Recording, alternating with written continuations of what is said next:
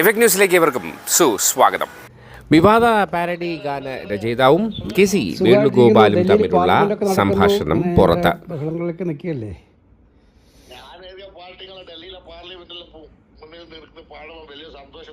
തീർച്ചയായിട്ടും നമ്മുടെ നാട്ടിൽ എല്ലാ കാലത്തും നമുക്കെല്ലാവർക്കും അറിയാമല്ലോ, അത് കുഞ്ഞൻ നമ്പ്യാരുടെ കാലഘട്ടം മുതൽ തന്നെ ഭരിക്കുന്നവരായാലും തലപ്പത്തിരിക്കുന്നവരായാലും അവരുടെ ചെയ്തികൾക്കെതിരായിട്ട് ആക്ഷേപഹാസ്യമായിട്ട് പാട്ടുകൾ ഉണ്ടാവാറുണ്ട്, ഓട്ടംതുള്ളൽ ഉണ്ടാവാറുണ്ട്, സാഹിത്യരചനകൾ ഉണ്ടാകാറുണ്ട്, നാടകങ്ങൾ ഉണ്ടാകാറുണ്ട്.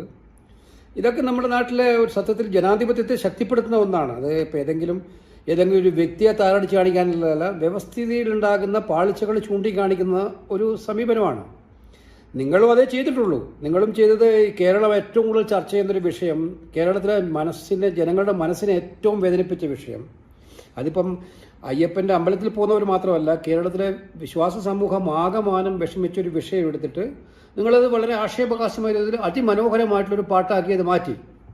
അപ്പോൾ ജനഹൃദയങ്ങളിൽ അത് സ്വാധീനിച്ചിട്ടുണ്ടാവും, അല്ലെങ്കിൽ അത് ജനഹൃദയങ്ങൾക്ക് ഇഷ്ടപ്പെട്ടിട്ടുണ്ടാവും ആ പാട്ട്. എനിക്ക് മനസ്സിലാവുന്നില്ല, അതിന് മാത്രം കേസെടുക്കാൻ മാത്രം ഈ നാട്ടിൽ എത്ര ക്രിമിനലുകൾ വിളഞ്ഞാടുന്നുണ്ട് നമ്മുടെ നാട്ടിൽ. ഓരോ ദിവസവും നമ്മൾ വാർത്ത കേട്ടാൽ മയക്കുമരുന്നും മദ്യവും ഒക്കെ തന്നെ കൂടി ജനങ്ങളുടെ ജീവനും സ്വത്തിനും വിലയില്ലാതെ എത്രയോ ഉണ്ട്. അവർക്കൊന്നും കേസെടുക്കാത്ത പോലീസ്, ഇതൊരു മഹാപരാധമാണ്. സത്യത്തിൽ നടക്കുന്ന ഒരു കാര്യത്തെ ആക്ഷേപഹാസ്യത്തിലൂടെ ചിത്രീകരിച്ചൊരു പാട്ടാക്കി മാറ്റിയതിനെ, ഇങ്ങനെ ഒരു പാരഡിയെ അതിൽ കേസെടുക്കുക, എനിക്ക് മനസ്സിലാവുന്നില്ല. ഏത് ലോകത്താണ് ഇവരൊക്കെ ജീവിക്കുന്നത്? ഇത് എനിക്ക് മനസ്സിലാകുന്നില്ല. അതിന് നിങ്ങൾ ഭയപ്പെടേണ്ട കാര്യമില്ല. കേരള സമൂഹം നിങ്ങളുടെ ഒപ്പമുണ്ട്, ഞങ്ങളെല്ലാം നിങ്ങളുടെ ഒപ്പമുണ്ട്.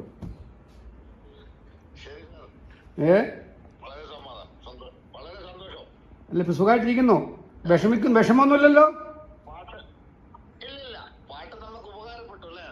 അല്ല, അത് തീർച്ചയായിട്ടും നിലവിലുള്ള ഒരു കാര്യങ്ങൾ പറയുമ്പം സ്വാഭാവികമായിട്ടും ഞങ്ങളുടെ പ്രവർത്തകന്മാർ അത് മിക്കവാറും സ്ഥലങ്ങളിൽ അത് ഉപയോഗിച്ചിട്ടുണ്ടാവും. കേട്ടുകൊണ്ടിരിക്കുക ജനം മുഴുവൻ ആസ്വദിച്ചൊരു പാട്ടാണ് ഞാൻ കണ്ടിടത്തോളം. ഈ തെരഞ്ഞെടുപ്പിലും അതിന് ശേഷവും തെരഞ്ഞെടുപ്പ് കഴിഞ്ഞിട്ടും ജനം മുഴുവൻ ആസ്വദിച്ച പാട്ടാണൊരു പാട്ട്.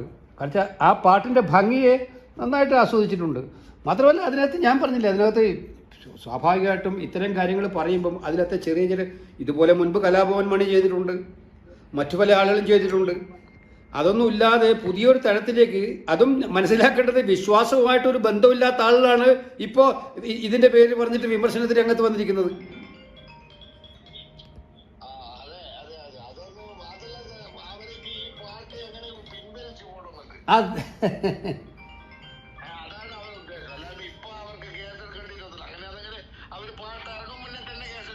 അല്ല, അതായിരുന്നു മനസ്സിലാവേണ്ടത്.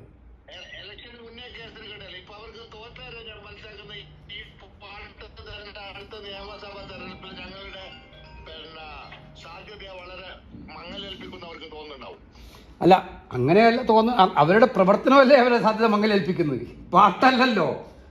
അവരുടെ പ്രവർത്തനങ്ങളിൽ ഇത്തരം ഇപ്പം മുൻപ് കാലഘട്ടത്തിൽ കരുണാകരൻ മുഖ്യമന്ത്രി ആയിരുന്നപ്പോഴായാലും ഉമ്മൻചാണ്ടി മുഖ്യമന്ത്രി ആയിരുന്നപ്പോഴും എന്തുമാത്രം ആക്ഷേപങ്ങളൊക്കെ അവർ സഹിച്ചിട്ടുണ്ട്. എന്തെല്ലാം രീതി, എത്ര നാടകങ്ങൾ, എത്ര സിനിമകൾ, എത്ര കാര്യങ്ങൾ.